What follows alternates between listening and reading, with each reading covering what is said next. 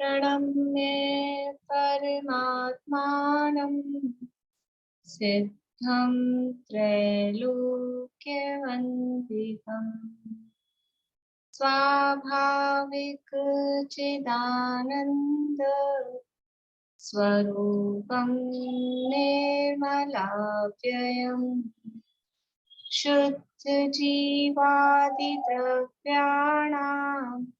देशिकं च जिनेश्वरम् द्रव्यसंग्रह सूत्राणां वृत्तिं भक्षे समासितम् जीवमजीवमदव्यं जिणवरवसहेण जीर्णनेत्थं देविन्दविन्दवन्दं वन्दे तं सर्वदा शिरसा कहे जीव अजीव जिनवर वृषभ ने लोक में वे वंद्य सुरपति वृंद से वंदन करूं कर जोड़।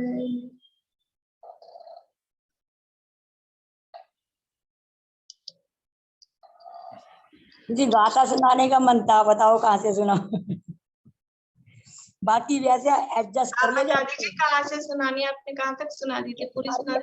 मुझे आपको ये बतानी पड़ेगी, हेडिंग से यहाँ से सुनाओ, नंबर से नहीं, मुझे नंबर नहीं याद है, हेडिंग सारे याद है। हेडिंग से सुनाएंगे? नहीं, मतलब आप मुझे कहोगे ना 10 से सुना दो, तो 10 नंबर नहीं याद है, हेडिंग सारे याद है। ये ठीक है, यही से सुना दीजिए 50 से। अरहंत परमेष्ठी नट्ठ जदु भाई को। ठीक है, ठीक। कुछ हेडिंग से पूछती हूँ, कुछ गाथाएं। दर्शनोपयोग का लक्षण। दर्शनोपयोग का लक्षण बाद वाली गाथाओं में, शुरू वाला नहीं। दर्शनोपयोग के भेद नहीं, दर्शनोपयोग का लक्षण। पूर्णिमा दंसन पूर्वविनाणं छदमथाणं नहीं क्या? अच्छा ठीक है। देखा जम सामर्णं गणं भावाणं नेव कट्टुमायारं अविशेषिदुण अट्टे तंचण मिधि भणिये समये। निश्चय मोक्ष मार्ग का विशेष कथन।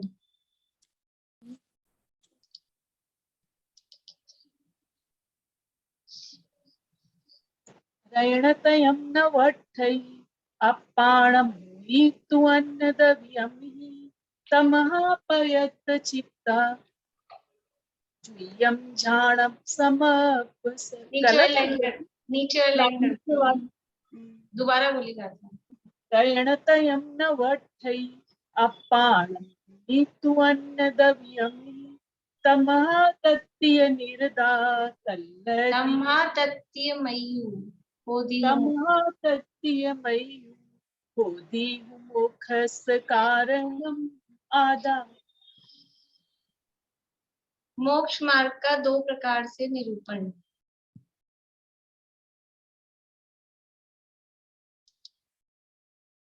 सम्मद्धं सन्नानं चरणं मोक्षस्य कारणं जाने व्यवहारानि चेदो तत्यमयो नियो अप्पा।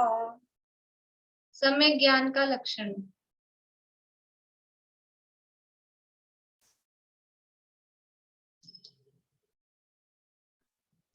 संशय मोहे विलब्धं विवज्य अपर सर्वस्य ना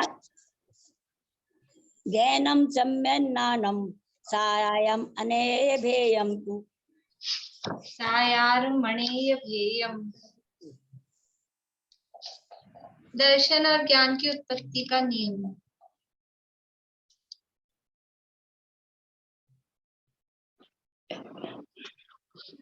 दंसन पूर्वमेनानं छदमत्थानं न दोनि उग्गा जुगुवं जमहा केवली नाही जुगुवं तु ते दोवी।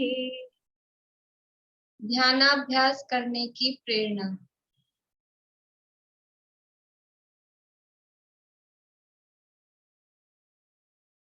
श्लोचना दुविहं किमप्येव नानुभावोऽधिजं मुनिः नियमापयत् चित्ता ध्येयं ध्यानं समाधसः।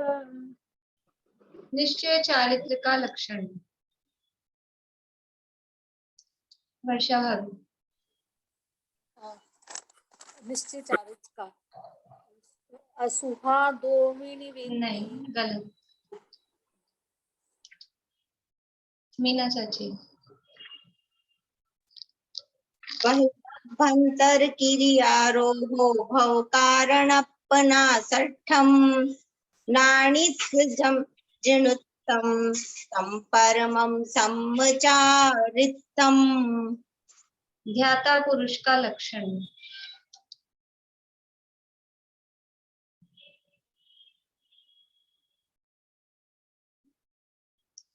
वर्षा जी।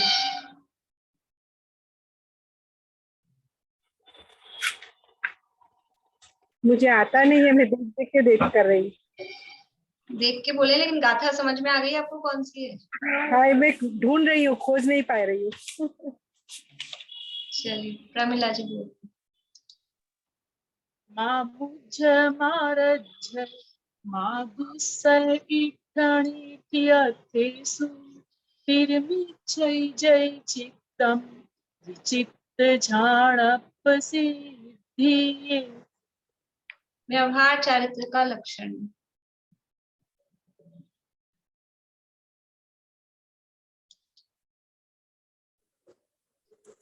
असुहादो विनिवेत्ति सुहे पवेत्ति यजान चारेतम वद समिधि गुप्तिरुवम व्यवहारणया दुजिन्मणियम। सम्यक दर्शन का लक्षण।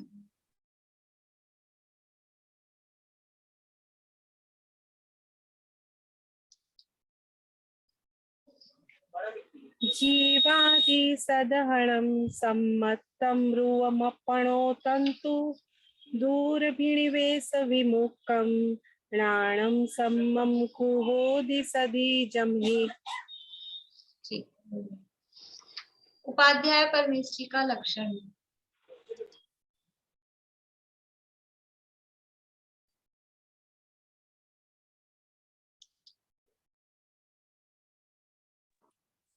बोलो तो उठाएगा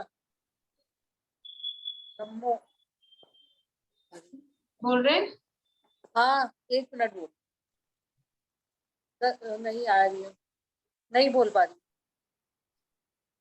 सुनीता आंटी रुकिए, पूर्णिमा आंटी बोलिए। जोरैणाते युक्तो नित्यं धम्मोपदेशने निर्दो सो विझाओ अप्पा यदि बर बस हो नमो तस्स। ध्यान करने योग्य मंत्र।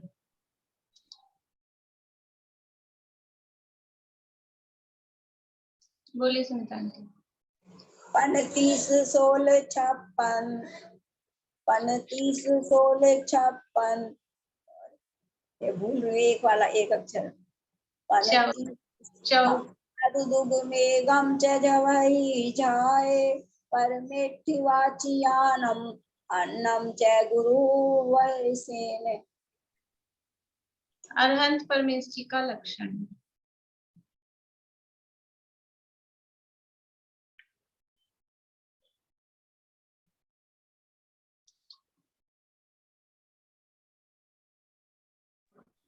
नृत्यचदुधायिकं मोदं संपूर्णापुरीतमय्यो सुहृदेहत्वः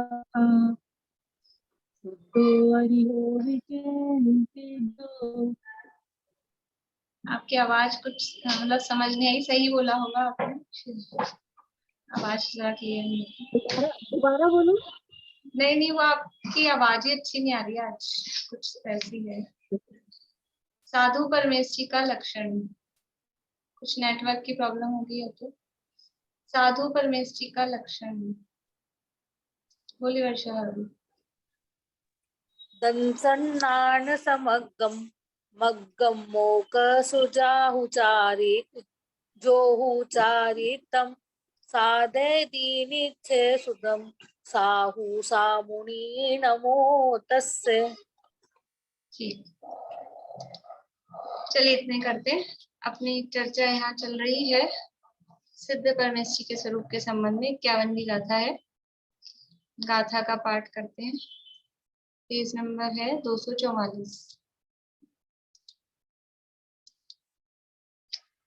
नठठ कामदेवो लोया लोयस जानो दट्ठा पुरिसायारो अप्पा सिद्धो झाएह लोयसिह रथो लोकाग्रथित निर्देह लोका लोक ज्ञायक आत्मा अठ कर्म नाशक सिद्ध प्रभु का ध्यान तुम नित ही करो। ये पद्यानुवाद लिख लिया आप लोगों ने?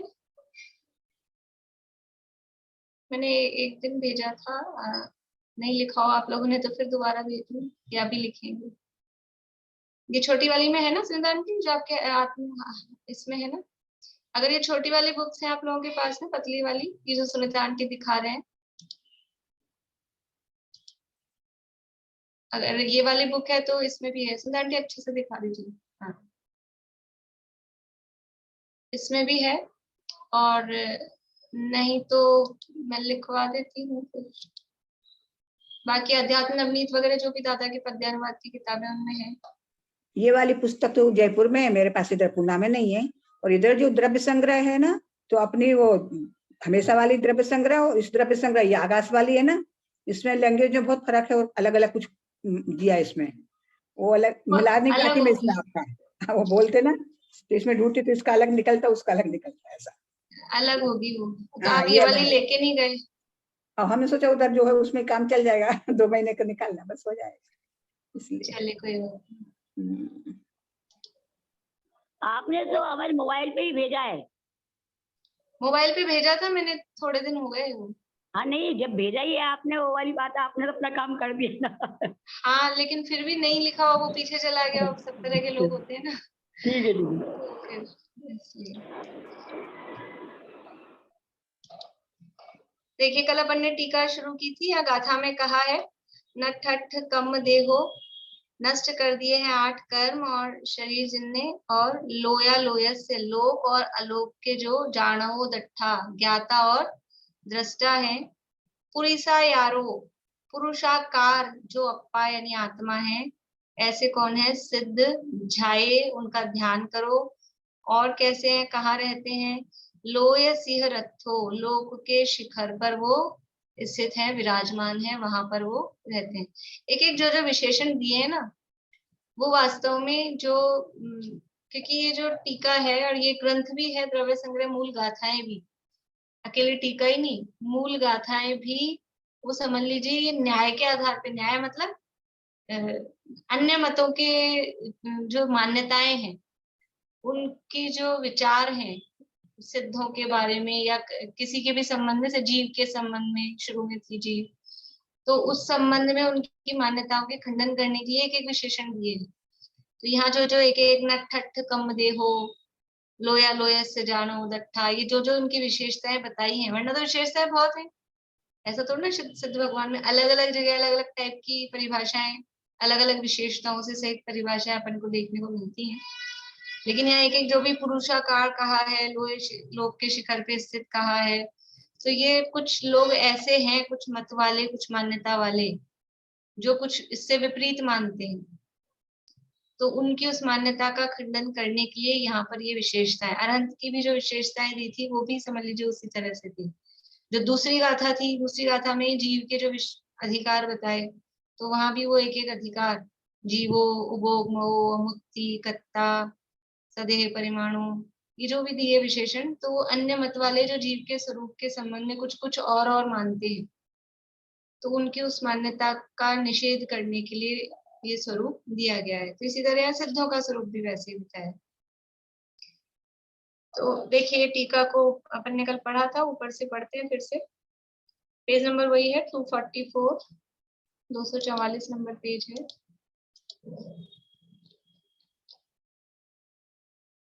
शुभाशुभ मन वचन और काया की क्रिया रूप ऐसा जो द्वैत शब्द के अभिधेय रूप कर्म कांड है, उस कर्म कांड का नाश करने में समर्थ है ज्ञान कांड। दो बातें यहाँ बता रहे हैं, एक कर्म कांड है, एक ज्ञान कांड है। उस कर्म कांड का नाश करने में कौन समर्थ है? वो है ज्ञान कांड। तो अब ये कर्म कांड कैसा है? कर्म कांड है जो द्वैत शब्द के अभिधेय रूप, मतलब द्वैत शब्द से वाच्य है। ये अभिधेय शब्द अपने पीछे पहली गाथा में भी आया था, आप जिन लोगों ने पढ़ी थी। अभिधेय शब्द पेज नंबर 4 पे पहली गाथा की उत्थानिका में अभिधेय शब्द आया था। अब गाथा के पूर्वार्थ द्वारा मैं संबंध, अभिधेय और प्रयोजन कहता हूँ। अभिधेय का मतलब होता है वाच्य, जिसको हम बता रहे हैं, जिसका प्रतिपाद्य कर रहे हैं, जो प्रतिपाद्य है। तो द्वैत शब्द के अभिधेय रूप मतलब द्वैत शब्द से जो वाच्य है, ऐसा कर्म कांड। अब ये कर्म कांड कैसा है, द्वैत कैसा है इसमें कि एक शुभ रूप है, एक अशुभ रूप है। ये द्वैत हुआ ना, यानी कर्मों में तो दो पना है, शुभ रूप भी है, अशुभ रूप भी है। लेकिन ज्ञान कांड में उसमें वो द्वैत नहीं है कि कोई शुभ ज्ञान कांड हो, कोई अशुभ ज्ञान कांड हो, ऐसा नहीं। कर्मों में शुभ अशुभ का भेद है, पर जो कर्म का नाश करने वाला ऐसा जो ज्ञान, उस ज्ञान में ऐसा शुभ अशुभ का भेद नहीं है। ज्ञान शुभ अशुभ होता है क्या? कि कर्मों में शुभ अशुभ का भेद है। तो शुभ अशुभ मन वचन काय की क्रिया रूप ऐसा जो द्वैत शब्द के अभिधेय रूप, यानी द्वैत शब्द से के द्वारा जो वाच्य है, ऐसा कर्म कांड। कर्म कांड है, उसमें ये दो पना है, अलग अलग पना है, अनेक पना है कर्मों में। उसका नाश करने में समर्थ ऐसे परम ज्ञान कांड द्वारा। अभी ज्ञान कांड क्या है? कर्मों का नाश करने में, देखो यहाँ गुरुदेव श्री ने इसका खुलासा किया। और ज्ञान कांड मतलब शास्त्र ज्ञान नहीं, कर्मों का नाश करने में समर्थ कौन है? शास्त्र ज्ञान। शास्त्र ज्ञान तो शुभ शुभ में चला जाएगा ना, ये तो शुभ अशुभ कर्मों में, वो शास्त्र का जो ज्ञान है वो तो शुभ भाव शुभ कर्मों के अंतर्गत चला जाएगा। तो ये जो कर्मों का नाश करने वाला ज्ञान है वो कौन सा है? वो ज्ञान कांड मतलब क्या? ज्ञान कांड मतलब अकेला ज्ञान नहीं, और शास्त्र ज्ञान तो बिल्कुल नहीं।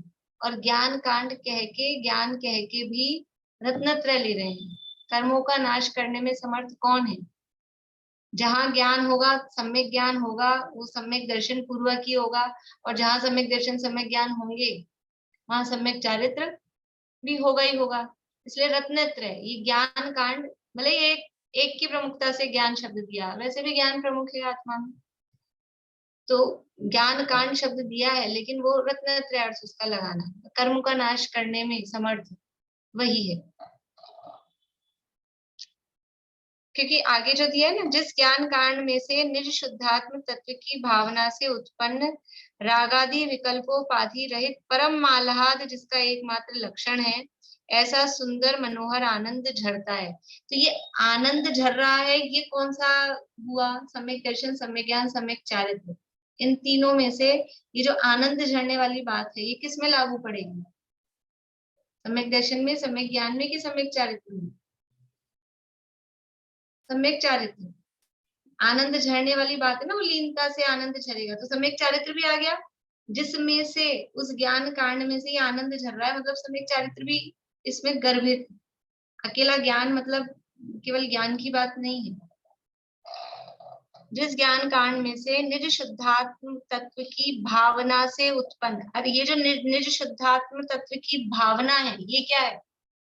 पहले भी शब्द आए हुए हैं, और यहाँ भावना का अर्थ आत्मानुभव से ही लेना है। ये बात पहले अपन देख के आए हैं।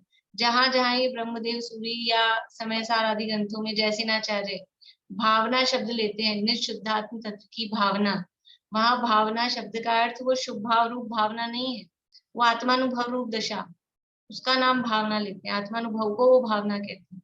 तो ये हो गया सम्यक दर्शन। जिस ज्ञान कांड में से निज शुद्धात्म तत्व की भावना से उत्पन्न मतलब सम्यक दर्शन पूर्वक और रागादि विकल्पोपाधि रहित परम आह्लाद जिसका एकमात्र लक्षण है, ऐसा सुंदर मनोहर आनंद झड़ता है, मतलब वो सम्यक चारित्र भी प्रकट होता है। और वो ज्ञान कांड कैसा है? निष्क्रिय है। ऊपर वहां क्रिया दिखाई थी, कर्म कांड है वो क्रिया रूप है, मनोवचन काय की क्रिया रूप है। और ये ज्ञान कांड कैसा है? ये निष्क्रिय है। कैसा निष्क्रिय है? निष्क्रिय का मतलब उसके सामने निष्क्रिय है। वहां जो मनोवचन काय की क्रिया हो रही थी वैसी वो मनोवचन काय की क्रिया नहीं है, इसलिए ये निष्क्रिय है। परिणमन ही नहीं होता हो ऐसा नहीं वाला निष्क्रिय नहीं लेना, पर वहां जो मनोवचन काय की क्रिया कह रहे थे उस मनोवचन काय की क्रिया से अपोजिट है ये, इसलिए ये निष्क्रिय है। जो निष्क्रिय है और अद्वैत शब्द से वाच्य है। वो जो कर्म कांड था वो कैसा था? वो द्वैत शब्द से कहा जा रहा था, वो द्वैत शब्द रूप था, उसको दिखा रहा था। और ये कैसा है? यद्यपि इसमें हम तीनों को ले रहे हैं, सम्यक दर्शन ज्ञान चारित्र को, लेकिन फिर भी ये अद्वैत है, इसमें भेद नहीं है, अलग अलग नहीं है। और जो वहां द्वैत दिखाया था शुभ अशुभ रूप, वैसा द्वैत यहाँ पर नहीं है, इसलिए ये अद्वैत शब्द से वाच्य है। अद्वैत शब्द इसके लिए कहा जाता है।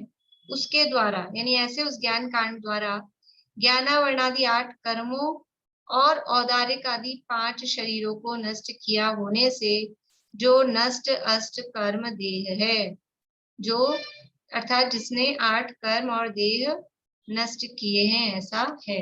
ये सिद्ध भगवान कैसे हैं? जिनके 8 कर्म नष्ट हो चुके हैं, शरीर भी नष्ट हो गया है। यानी अरहंत और सिद्ध भगवान का डिफरेंस भी बताया है। अरहंत भगवान के 4 ही कर्म नष्ट हुए थे, सिद्ध भगवान के 8 कर्म नष्ट हो गए हैं। और अरहंत भगवान के लिए क्या कहा था? शुभ देहत्थो, वो शुभ देह में स्थित थे। और ये कैसे हैं? नठ देहो, इनका देह नष्ट हो गया है। नहीं, अरहंत और कोई सोचे कि अरहंत और सिद्ध एक ही है, एक नहीं है। तो ये अरहंत और सिद्ध में भी अंतर दिखाया है यहाँ पर। और जो अन्य लोग सिद्धों के संबंध में कुछ कुछ कल्पना करते हैं कि सिद्ध हो गए फिर वापस आ रहे हैं, फिर जन्म ले रहे हैं, फिर उनके कर्म बाकी हैं, कुछ कुछ जो भी, तो ऐसा वहां नहीं है। जिसने 8 कर्म और देह नष्ट किए हैं, ऐसा है। ठीक है, आगे बढ़े। लोया लोयस जाणो दट्ठा, लोकालोक, लोय अलोयस, लोक और अलोक के जाणो ज्ञाता, दट्ठा यानी दृष्टा। जिस पूर्वोक्त ज्ञान कांड की भावना के फल रूप संपूर्ण निर्मल केवल ज्ञान और केवल दर्शन, इन दोनों द्वारा लोकालोक के 3 काल के समस्त पदार्थों के विशेष और सामान्य भावों को एक ही समय में जानने और देखने के कारण लोकालोक का ज्ञाता और दृष्टा है। कैसे है वो सिद्ध भगवान? कि ये जो ज्ञान कांड की भावना बताई, देखो अलग अलग शब्द लेते हैं, बात तो वही है, जैसे पीछे कहीं निज शुद्धात्मा की भावना, इस तरह के शब्द लेते हैं। अभी यहाँ उन्होंने ज्ञान कांड शब्द लिया है, ज्ञान कांड। और ये ज्ञान कांड की भावना मतलब वही रत्नत्रय स्वरूप, उसके फलस्वरूप संपूर्ण निर्मल ज्ञान, संपूर्ण निर्मल केवल ज्ञान और केवल दर्शन ये प्रकट हुआ। ये जो ज्ञान कांड की भावना यानी रत्नत्रय की जो पूर्णता हुई, रत्नत्रय की पूर्णता का फल क्या है? रत्नत्रय की पूर्णता का फल है वो समझ लीजिए कहें केवल ज्ञान या यथाख्यात चारित्र और केवल ज्ञान केवल दर्शन, वो उसका फल है। तो ये ज्ञान कांड की भावना के फल रूप संपूर्ण निर्मल केवल ज्ञान और केवल दर्शन, ये दो वहां पर उनको प्रकट हुए। और इन दोनों द्वारा लोकालोक के 3 काल के, इन दोनों के द्वारा फिर क्या, लोकालोक के संपूर्ण निर्मल केवल ज्ञान और केवल दर्शन, इन दोनों द्वारा लोक और अलोक दोनों, लोकालोक के और 3 काल के समस्त पदार्थों के विशेष और सामान्य भावों को, ये विशेष और सामान्य भाव क्या है, समस्त पदार्थों के विशेष और सामान्य भावों को एक ही समय में जानने और देखने के कारण लोकालोक का ज्ञाता दृष्टा है। इस समस्त पदार्थों के विशेष भाव क्या और समस्त पदार्थों के सामान्य भाव क्या?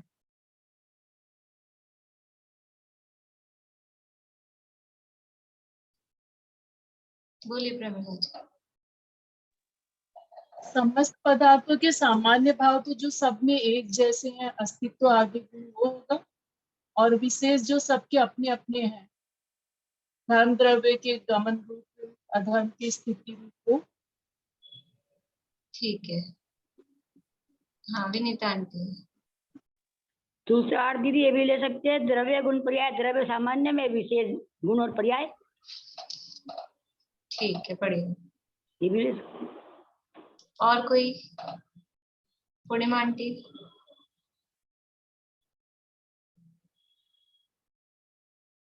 निशा आंटी, विशेष और सामान्य भाव में क्या लेना? द्रव्य और उनकी समस्त तीनों काल की समस्त पर्याय, विशेष में पर्याय ही आएगी भेद रूप करके। चलिए, ये तो जवाब आ गया, इसके अलावा कुछ बताना हो? अब अभेद और भेद से, मतलब भेद से फिर उसकी पर्यायों के बारे में परिणमन, जो परिणमन होता है। सुलोचना भाभी। नहीं बस। क्या बोल रहे हैं आप? आवाज समझ नहीं आई। नहीं बस ये पर्यायों पे था मेरे दिमाग में, गुण और पर्याय, गुणों की विशेष पर्याय सारे अपने गुण अपने और द्रव्यों पर्याय। की। ठीक है, देखिए वो आप लोगों का सोचना सही है और वो भी अपन ले सकते हैं, लेकिन जो पहला आपने बताया, समस्त द्रव्यों के सामान्य भाव मतलब अस्तित्वादी सामान्य, और विशेष मतलब जो विशेष गुण है, सामान्य गुण विशेष गुण के आधार पर बताया। और जो आप लोगों ने बताया कि वो पर्याय विशेष है और गुण सामान्य है, वो अर्थ भी ले सकते हैं, लेकिन सबसे मतलब यहाँ पे जो अप्रोप्रिएट हो रहा है उसको भी अपन ले सकते हैं, मतलब वो जाए, ऐसा नहीं है कि वो बिल्कुल अलग हो जाएगा। लेकिन पहला शब्द दिया है जानाओ, ज्ञाता, और दूसरा शब्द दिया है दट्ठा, देखने वाला, ज्ञाता और दृष्टा। ठीक है, ज्ञान वो किसको ग्रहण करता है? अब आप शुरू वाली जो ज्ञानोपयोग दर्शनोपयोग वाली है ना स्वरूप, ज्ञान है वो विशेष प्रतिभासनम ज्ञानम, और सामान्य अवलोकनम सामान्य प्रतिभास वो दर्शन। वो अर्थ यहाँ पर समस्त पदार्थों के विशेष और सामान्य, देखो क्रम भी वही दिया है, क्योंकि ज्ञाता और दृष्टा का है ना, सामान्य विशेष नहीं दिया, अदरवाइज ऐसे चलता है समस्त पदार्थों के सामान्य विशेष, क्रम अगर अपन देखें तो यूं चलता है, सामान्य विशेष बोलने में आता है जनरली, लेकिन पहले विशेष दिया है, बाद में सामान्य दिया है, और फिर आगे जानने वाला और देखने वाला, एक ही समय में जानने और देखने के कारण। तो समस्त पदार्थों के विशेष मतलब उनका विशेष प्रतिभास, जो जिसे हम साकार अवलोकन कहते हैं, जो ज्ञान का स्वरूप है विशेष जानने का वो, और सामान्य भावों को मतलब वो सामान्य प्रतिभास जो दर्शनोपयोग का स्वरूप है, दर्शनोपयोग जिसको ग्रहण करता है। तो मूल अर्थ तो मतलब यही है, और अपन वो अर्थ भी ले सकते हैं कि वो जानते हैं तो सामान्य गुणों के आधार पे भी जानते हैं, विशेष गुणों के आधार पे भी जानते हैं, द्रव्य को भी जानते हैं, गुण पर्यायों को भी जानते हैं, इस आधार पे। पर वो तो अकेले जानने में ही लग जाएगा, जानते भी हैं और फिर देखते भी हैं, देखने में फिर वो भेद नहीं पड़ेंगे, देखने में तो खाली सामान्य है का ही आएगा। इसलिए देखो फिर से पढ़ते हैं अपन इस लाइन को। जिस पूर्वोक्त ज्ञान कांड की भावना के फल रूप संपूर्ण निर्मल केवल ज्ञान और केवल दर्शन, इन दोनों द्वारा, केवल ज्ञान द्वारा और केवल दर्शन द्वारा, तो केवल ज्ञान द्वारा समस्त पदार्थों के विशेष और केवल दर्शन द्वारा सामान्य भाव, ऐसा एक एक में इसको लगाना। केवल ज्ञान और केवल दर्शन, इन दोनों द्वारा लोकालोक के तीन काल के समस्त पदार्थों के विशेष और सामान्य भावों को एक ही समय में जानने और देखने के कारण लोकालोक का ज्ञाता और दृष्टा है। ठीक है, वो समस्त जितने भी पदार्थ हैं तो उनका जो सामान्य रूप से अवलोकन है वो केवल दर्शन के द्वारा हो रहा है, और उनका जो विशेष अवलोकन हो रहा है, विशेष प्रतिभास हो रहा है, वो केवल ज्ञान के द्वारा हो रहा है। ऐसा समस्त पदार्थों के विशेष और सामान्य को एक ही समय में जानने देखने के कारण ज्ञाता दृष्टा है। ये केवल ज्ञान और केवल दर्शन तो अर्यंत अवस्था में ही हो गया ना? हो गया, तो यहाँ लेकिन यहाँ फिर से बता रहे हैं उसी बात को। यद्यपि हो गया है, लेकिन अब वो सिद्ध भगवान करते क्या है, यद्यपि यहाँ पर दिया नहीं है मतार्थ और अपनी उतनी उसमें गमन इतनी पकड़ भी नहीं है, लेकिन ये निश्चित रूप से किसी न किसी मत के खंडन के आधार पे ये विशेषण फिर से दिए, पर यहाँ मतार्थ दिया नहीं है कि किस मत के खंडन में ये बात दी है, पर ये दोबारा मतलब वहां प्रकट हो ही गया है अरहंत दशा में। लेकिन यहाँ सिद्ध भगवान के संबंध में कि सिद्ध भगवान क्या करते होंगे, क्योंकि ऐसी ऐसी कल्पना है ना कि अभी जैसे यहाँ नीचे उदाहरण दे रहे हैं जन सिद्ध, पादुका सिद्ध, ऐसा तो वो सिद्धों को अवतार वापस से मोक्ष चले गए हैं, यानी भगवान हो गए हैं, फिर से वो आएंगे तो या वो वहां बैठे बैठे कुछ करते रहते हैं, भक्तों का अच्छा बुरा भला बुरा उनको सुख दुख देना, इसलिए भी उसके सबके निषेध के लिए वो वहां केवल ज्ञाता दृष्टा है। तीन लोक के अलोक सहित लोक के और तीन काल के ज्ञाता और दृष्टा है, ऐसा यहाँ पर बताया है। पुरुषा यारो और कैसे हैं, पुरुषाकार है। अब कुछ मत वाले ऐसा मानते हैं कि सिद्ध भगवान का आकार ही नहीं होता। सिद्ध मतलब क्या, सिद्ध मतलब आत्मा, और आत्मा मतलब कुछ कोई आकार नहीं। तो पहली बात कि कोई भी द्रव्य होता है वो बिना आकार के रह सकता है क्या? कोई भी द्रव्य हो तो उसमें आकार ही नहीं हो, ऐसा हो सकता है क्या?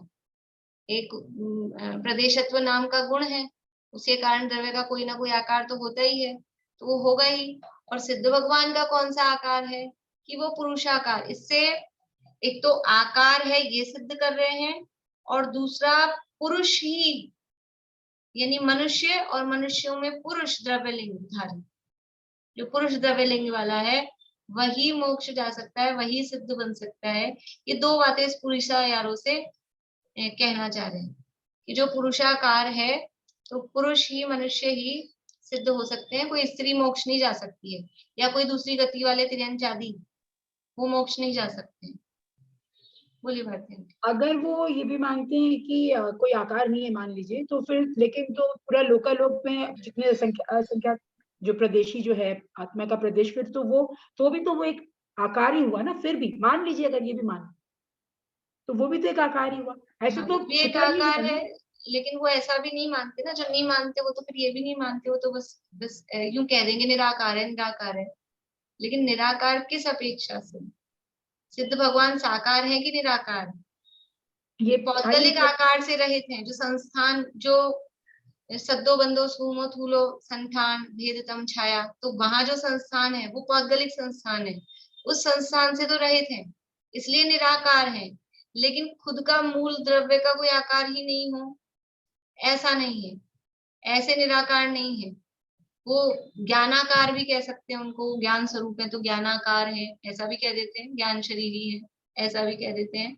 और जो एक्चुअल में देखा जाए तो किंचित न्यून अंतिम शरीर से किंचित न्यून पुरुषाकार वो आकार है, वो आकार वहां रहता है।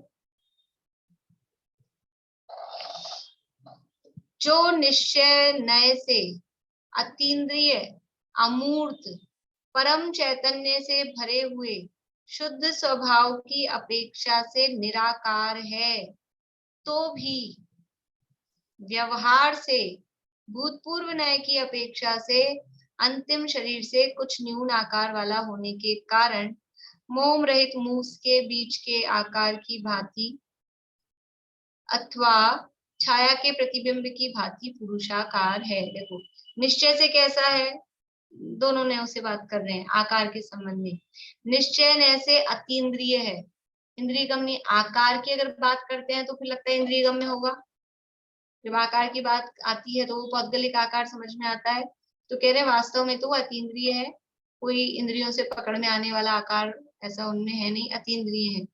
अमूर्त है, इंद्रियों से पकड़ में नहीं आते और जिसमें स्पर्श रस गंध वर्ण नहीं है। देखो बात एक ही है, अतीन्द्रिय है और अमूर्त है। अमूर्त है इसका मतलब वहां विषय बताया कि उनमें स्पर्श रस गंध वर्ण नहीं है, ये इंद्रियों के विषय उनमें नहीं है। और इसलिए समझ लो कारण कार्य लगा सकते हैं, क्योंकि अमूर्त है इसलिए अतीन्द्रिय है, क्योंकि उनमें स्पर्श रस गंध वर्ण नहीं है, इसलिए वो इंद्रियों से पकड़ में भी नहीं आते, अतीन्द्रिय हैं। या इधर से कहो क्योंकि वो अतीन्द्रिय है, इंद्रियों से पकड़ में नहीं आते हैं, इसलिए उनमें स्पर्श रस गंध वर्ण नहीं है, इसलिए अमूर्त है। समझ में आ रही है मीना चाची? अमूर्त और अतीन्द्रिय। अमूर्त मतलब जिसमें स्पर्श रस गंध वर्ण नहीं है, वो भी एक सी ही बात है, देखा जाए स्थूल दृष्टि से देखा जाए तो दोनों एक सी बात है। अमूर्त है वो विषय की तरफ से बताया, और अतीन्द्रिय है वो उनको ग्रहण करने वाला जो विषयी है उसकी तरफ से बताया। लेकिन भाव एक सा ही है, लेकिन उसमें कारण कार्यपना है। क्योंकि वो अमूर्त है, स्पर्श रस गंध वर्ण से रहित है, इसलिए वो इंद्रियों के द्वारा ग्रहण नहीं किए जाते, इसलिए अतीन्द्रिय है। क्योंकि वो अतीन्द्रिय है, इंद्रियों के द्वारा ग्रहण नहीं किए जा रहे हैं, इसलिए वो अमूर्त है, इसलिए उनमें स्पर्श रस गंध वर्ण नहीं है। अभी तो अपनी जरा हेतु और वो चल रहा है ना नया, अभी उतरा तो नहीं होगा दिमाग से, है कि नहीं अभी? तो इधर का हेतु क्या, क्योंकि ये हेतु है तो उसमें कारण कार्य बना उसमें लगता है दोनों तरफ से। तो अतीन्द्रिय है, अमूर्त है, परम चैतन्य से भरे हुए शुद्ध स्वभाव की अपेक्षा से निराकार है। अमूर्त है, अतीन्द्रिय है, और अपने शुद्ध स्वभाव है। कैसा शुद्ध स्वभाव है? हमारा स्वभाव कैसा है, क्या भरा है? परम चैतन्य भरा है। मतलब इंद्रियों की पकड़ में नहीं आता, अतीन्द्रिय है, इंद्रिय गम्य नहीं है, और इंद्रिय का यानी जो विषय है कोई स्पर्श रस गंध वो भी नहीं है, अमूर्त है। और फिर कैसा है कि परम चैतन्य स्वरूप है, इंद्रियों से पार है। तो फिर है क्या कि परम चैतन्य मतलब ज्ञान दर्शन। चैतन्य किसे कहते हैं? चैतन्य का मतलब क्या है? ज्ञान दर्शन का जो व्यापार, ज्ञान दर्शन स्वरूप, उसका नाम चैतन्य है, उसको चैतन्य कहते हैं। तो मतलब चैतन्य से भरा हुआ है, उसमें कुछ स्पर्श रस गंध वर्णीय जहां देखो, जैसे पुद्गल को जहां अब अपन तो छुएंगे तो उसमें स्पर्श आएगा, सूंघेंगे तो गंध आएगी, उसमें स्पर्श रस गंध वर्ण ही मिलेंगे पुद्गल में। आत्मा में क्या कि जहां से उठाओ, जहां से देखो, वहां से क्या है? चैतन्य चैतन्य चैतन्य चैतन्य, उसके अलावा कुछ नहीं। जैसे कि रसगुल्ले को उठाओ, हाथ में लो, तो क्या आएगा हाथ में? वो चाशनी मिठास भरा हुआ है ना, वो चाशनी से भरा हुआ है बिल्कुल, तो वो ही आएगा उसको लेंगे तो ऐसे ही आत्मा में से क्या निकलेगा, क्या है कि उसमें भरा क्या है? कि चैतन्य चैतन्य चैतन्य भास रहे हो रे, बस वो चैतन्य उसमें भरा हुआ है। जैसे परम चैतन्य से भरे हुए शुद्ध स्वभाव की अपेक्षा से निराकार है, क्योंकि वो चैतन्य है और वो चैतन्य का ऐसा पौद्गलिक आकार नहीं है, इसलिए उस अपेक्षा से वो निराकार है। क्योंकि वो अतीन्द्रिय है, इंद्रिय गम्य नहीं है, अमूर्त है, स्पर्श गंध वर्ण से रहित है और परम चैतन्य स्वरूपी है, इसलिए वो यद्यपि निराकार है तो भी निश्चय से तो जो सिद्ध भगवान है वो कैसे हैं? निश्चय से निराकार है और निश्चय से ही आकार वाले भी हैं। अब कौन से निराकार है? निश्चय से कि पौद्गलिक आकार से रहित हैं। जब निश्चय से निराकार कह रहे हैं तो कौन सा आकार नहीं है कि जिसे हम आकार समझते हैं? पुद्गलों का जो आकार, जो संस्थान कहा गया पुद्गल के भेदों में, उद्गल की पर्यायों में, वो नहीं है सिद्ध भगवान में, औद्गलिक आकार नहीं है, इस अपेक्षा से तो निराकार है। लेकिन क्या निश्चय से बिल्कुल ही निराकार है? नहीं, प्रदेशत्व गुण का परिणमन तो है ही, इसलिए मतलब निश्चय में भी स्याद्वाद लगेगा, निश्चय में भी किसी अपेक्षा निराकार है, किसी अपेक्षा साकार है। तो यहाँ तो कह रहे हैं यद्यपि निश्चय न से अतीन्द्रिय अमूर्त परम चैतन्य से भरे हुए शुद्ध स्वभाव की अपेक्षा, देखो निश्चय न लगाया, ये एक अपेक्षा हुई, और फिर शुद्ध स्वभाव की अपेक्षा, ये दूसरी अपेक्षा लगाई। अपेक्षा में भी अपेक्षा, जो अभी मैंने कहा ना, निश्चय न में भी स्याद्वाद है, स्याद्वाद मतलब अपेक्षा है, एक अपेक्षा में भी दूसरी अपेक्षा है। निश्चय न कहा, ये अपने आप में एक अपेक्षा हुई, न मतलब अपेक्षा, तो ये एक अपेक्षा हुई, उसमें भी शुद्ध स्वभाव की अपेक्षा से निराकार है, तो भी व्यवहार से भूतपूर्व नय की अपेक्षा से अंतिम शरीर से कुछ न्यून आकार वाला होने के कारण वो कैसे हैं? पुरुषाकार है। अभी कॉमा को छोड़ देना, जहां जैसे कॉमा डैश लगा होता है ना, तो अर्थ समझने के लिए पहले नीचे वाले को मिला लो, तो वो शॉर्ट हो जाता है, अर्थ समझ में आ जाता है। व्यवहार से भूतपूर्व नय की अपेक्षा से अंतिम शरीर से कुछ न्यून आकार वाला होने के कारण, यह कॉमा है, उसके जस्ट नीचे आ जाइए, भांति के बाद पुरुषाकार है। अब वो कॉमे वाली चीज बीच में है, वो उसका आकार बताने के लिए, तो पुरुषाकार है, व्यवहार से पुरुषाकार है, निश्चय से स्वभाव की अपेक्षा निराकार है, तो भी वो व्यवहार न से पुरुषाकार है। बोलिए भारती आंटी। नहीं, ये सिद्धों के जो 8 गुण थे ना, ये एक सेकंड, ये अनंत ज्ञान, अनंत दर्शन, शायिक सम्यक्त्व, अनंत वीर्य, अव्याबाधत्व, अवगाहनत्व, सूक्ष्मत्व, अगुरु लघुत्व, ये भी एक बार एक एक लाइन में समझा दीजिएगा ना प्लीज, मैं भूल गई इनके बारे में पूरा, ये इसमें नहीं आ सकता हम लोग के। अभी अपन लास्ट में ले लेंगे, मतलब अब आज तो एक बार इस बात को पूरा कर लें। लेकिन ना ये जो 8 गुण है, ये एक बार एक एक लाइन में प्लीज समझा दीजिएगा ना। और ये जो आकार वाला बात है, ये अगुरु लघु से तो नहीं कनेक्टेड है ना? नहीं,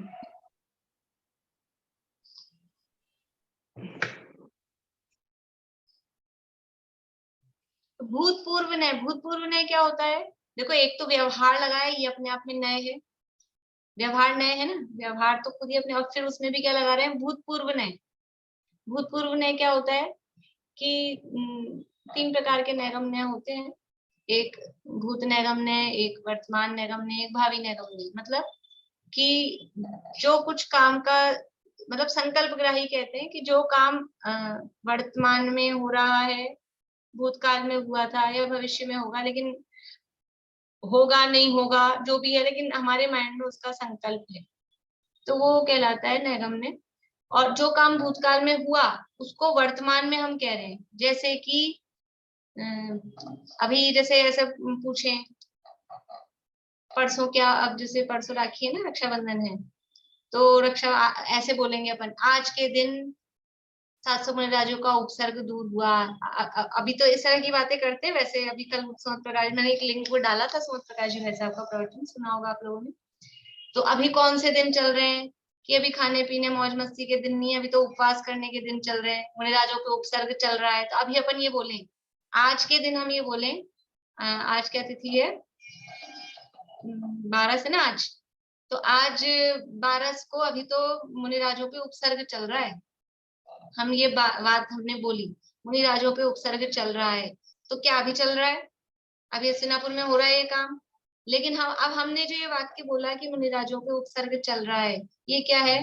भूतकाल में ऐसा हुआ था, उसको हम वर्तमान में ऐसा देख रहे हैं, तो इसको बोलते हैं भूतपूर्व नय, भूत नैगम नय, भूत प्रज्ञापन नय। एक ही बात है, 2-3 शब्द चलते हैं उसके लिए। यहाँ लिखा है भूतपूर्व नय, मतलब भूतकाल में जो हुआ था उसको अभी भी अपन वैसा ही देख रहे हैं।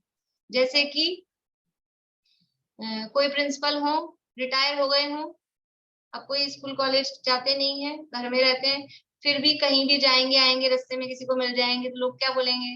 प्रिंसिपल साहब, जय जिनेन्द्र, प्रिंसिपल ही कहा जाएगा। अब क्यों प्रिंसिपल कह रहे हो? अभी तो कोई वो पोस्ट पे ही नहीं है, लेकिन फिर भी भूत नैगम नय से, भूतपूर्व नय से वो प्रिंसिपल कहे जाते हैं। तो ऐसे ही वो जो सिद्धों का जो आकार कहा जा रहा है कि वो भूतकाल, जस्ट वो सिद्ध बने उससे पहले उनके शरीर का जो आकार था, उस आकार के आधार पर, तो कौन सा आकार था? पुरुष का आकार था, पुरुष के शरीर से मोक्ष होता है। तो वो जो पुरुष का आकार था, उस आकार के आधार पे सिद्धों का आकार कहना, तो वो कहलाता है, वो भूतपूर्व नय से उनका आकार कहा गया है। बहुत सारी बातें इस तरह की चलती है अपने तत्वार सूत्र में, जो नैगम नय वाला प्रकरण है उसमें दिए हैं वो सारी बातें। तो व्यवहार से भूतपूर्व नय की अपेक्षा से अंतिम शरीर से कुछ न्यून आकार वाला होने के कारण, ये भूतपूर्व नय के ऐसा कहेंगे कि अंतिम शरीर से कुछ न्यून, तो किसके शरीर से न्यून? किसके शरीर से? कौन सा शरीर? कि वो जो सिद्ध भगवान का शरीर था। तो सिद्ध भगवान के शरीर होता है क्या? कोई पूछे कौन से शरीर से न्यून, कौन से शरीर के आकार वाला कह रहे हो? कि जो सिद्धों का अंतिम शरीर था ना, अपन क्या वाक्य क्या बोलेंगे? सिद्धों का जो अंतिम शरीर था उससे किंचित न्यून। तो सिद्धों का अंतिम शरीर होता है क्या? सिद्धों का शरीर होता है क्या? लेकिन अब ये जो वाक्य हम बोल रहे हैं ना, सिद्धों का अंतिम शरीर, अभी भूतपूर्व नय से कहा जा रहा है, कैसे बताएं कौन सा वाला? कैसे बताएंगे? नहीं तो। लेकिन वास्तव में देखा जाए तो सिद्धों का शरीर कहना, ये तो सिद्धों के स्वरूप में ही नहीं है। सिद्ध तो अभी तो आपने कहा नष्ट अट्ठ कम देहो, देह को नष्ट कर दिया है, लेकिन फिर भी सिद्धों का देह कह रहे हैं। इसका क्या मतलब है? भूतपूर्व नय से ऐसा कथन किया जाता है, झूठ नहीं है, गलत नहीं है, ये अपेक्षाएं, ऐसी अपेक्षाएं, इस तरह के कथन जिनवाणी में किए गए। व्यवहार से भूतपूर्व नय की अपेक्षा से अंतिम शरीर से कुछ न्यून आकार वाला होने के कारण मोम रहित मूस के बीच के आकार की भांति अथवा छाया के प्रतिबिंब की भांति पुरुषाकार है। जैसे मूस मतलब वो कोई सांचा हो, सांचा होता है ना, सांचा मोल्ड। अभी समझ लो चॉकलेट बनाते हैं, केक बनाते हैं, आजकल मोम वोम तो कहाँ जमाने गए। तो वो जो मोल्ड है, जो सांचा है अपने पास में, आइसक्रीम का समझ लो, आइस ट्रे समझ लो, वो भी सांचा ही तो है, आइस ट्रे भी क्या है। तो उसमें जब हमने वो पानी भरा आइस ट्रे में और वो जम गई आइस, और फिर वो आइस निकाल ली, तो वो आइस निकल गई, तो वो जो उसका आकार, वो जो सांचा है, वो जो बस आकार बचा है ना, खाली खाली, ऐसा बस वो उसका आकार है। मोम रहित मूस के बीच के आकार की भांति, यानी मोमबत्ती बनाते हैं तो वो जो भी सांचा होता है उसमें वो मोम भर देते हैं, फिर वो निकाल लेते हैं, तो वो फिर वो बीच का आकार सांचा वो बचता है। जो भी चीजें बनती है सब ऐसे धातुएं की जो चीजें बनती है वो इसी तरह से ढाली जाती है, उसमें सांचे होते हैं सब उनके। तो ऐसा ये जो उनका आत्मा है, समझ लीजिए कि इस शरीर में था, तो वो इस शरीर रूपी सांचे में वो था, और वैसा आकार वो उस आत्मा का, ये शरीर निकल गया, छूट गया, और वो आत्मा का वो आकार बच गया। मोम रहित मूस के बीच के आकार की भांति अथवा छाया के प्रतिबिंब की भांति पुरुषाकार है। जैसे छाया पड़ती है तो वहां कोई फिजिकल मतलब कोई आदमी, कोई उसका शरीर वो नहीं है, लेकिन बस जैसे वो आकार होता है छाया का, प्रतिबिंब पड़ता है, उस तरह से वहां पर वो प्रतिबिंब का जैसा आकार सिद्ध भगवान का होता है। इस तरह से वो पुरुषाकार है। और कुछ बात रह गई होगी तो कल करेंगे चर्चा, अभी समय हो गया। बोलिए रेणु जी। एक तो मैम नय माने ज्ञान भी होता है ना, नय नय मतलब ज्ञान, नय मतलब ज्ञान नहीं, लेकिन नय मतलब ज्ञान की पर्याय, पूरा ज्ञान जैसे प्रमाण नय, और वो बोलते हैं ना जैसे नए ज्ञान का अंश होता है, समय ज्ञान का अंश होता है। और एक में ना अभी आप जैसे बोले ना भूत निगम नय, तो वैसे वो जो न्यास में भी आता है ना, जो ये नाम स्थापना द्रव्य भी भूत निगम नय से बात करता है ना। वो द्रव्य निक्षेप भाव निक्षेप भी इसी तरह के हैं। द्रव्य निक्षेप में भूत और भावी निगम नय की बात आती है, और भाव निक्षेप में वर्तमान की बात आती है, वो थोड़ा सिमिलर से होता है। बोलिए भारती आंटी। जब है ना अरिहंत दशा से सिद्ध दशा के लिए 13वें गुणस्थान से 14वें गुणस्थान में जब जाते हैं, तो जैसे अगर अरिहंत भगवान समोशरण में है तो, और 14वें गुणस्थान का समय तो बहुत छोटा सा होता है, एकदम अल्पकाल होता है, तो उसमें जैसे कई खड़े, कोई मतलब उसमें जाते हैं, उसको क्या वर्ड बोलते हैं, खड़े, खड़गासन में, पद्मासन में। खड़गासन में जाते हैं, कोई पद्मासन में जाते हैं, तो वो कैसे, मतलब क्या, मतलब फिर वो समव शरण से उठते हैं? हाँ, वो योग निरोध होता है कुछ समय पहले, वो अपन करेंगे चर्चा जब मोक्ष जाने के। जैसे आप तीर्थंकरों के पुराण पढ़ेंगे, किसी का 1 महीने पहले योग निरोध हो गया है, तो किसी का 2 दिन पहले हुआ है, ऐसा तो वो समावशरण बिगड़ जाता है। फिर वो नहीं, जिस पर भी रूप में, जैसे महावीर भगवान का 3 दिन बोलते हैं ना, 3 दिन रहा, तो वो 3 दिन वो किस अवस्था में थे? 13वें गुणस्थान में थे ना? हाँ, गुणस्थान 13वां ही था 3 दिन तक। 14 गुणस्थान तो वो अंत में ही होता है।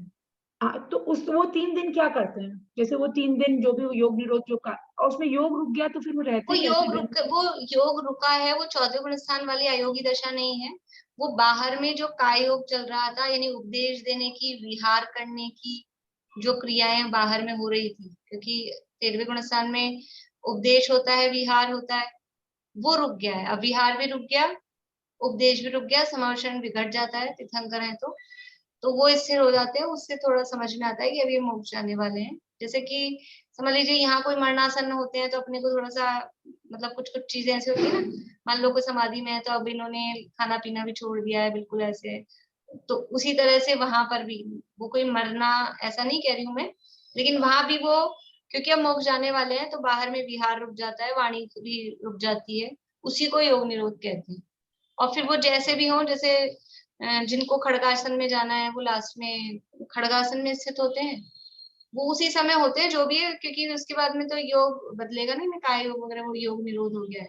वो एक बार में वो जैसे भी होते हैं वो स्थित होते हैं, और फिर 14वां गुणस्थान होता है, फिर सिद्ध हो जाते हैं। और जैसे 14वें गुणस्थान में ये नहीं बताया है अपना निषेध्या, ये सब तो जब बैठने का उसमें वो पर बैठते तो हैं, वही मेरे को ये चर्या निषेध्या और अपन और शय्या, कल करेंगे अपन और चर्चा, इस समय ये हो थोड़ा गया। सा समझ में नहीं आ रहा था बात। आप कल पूछना।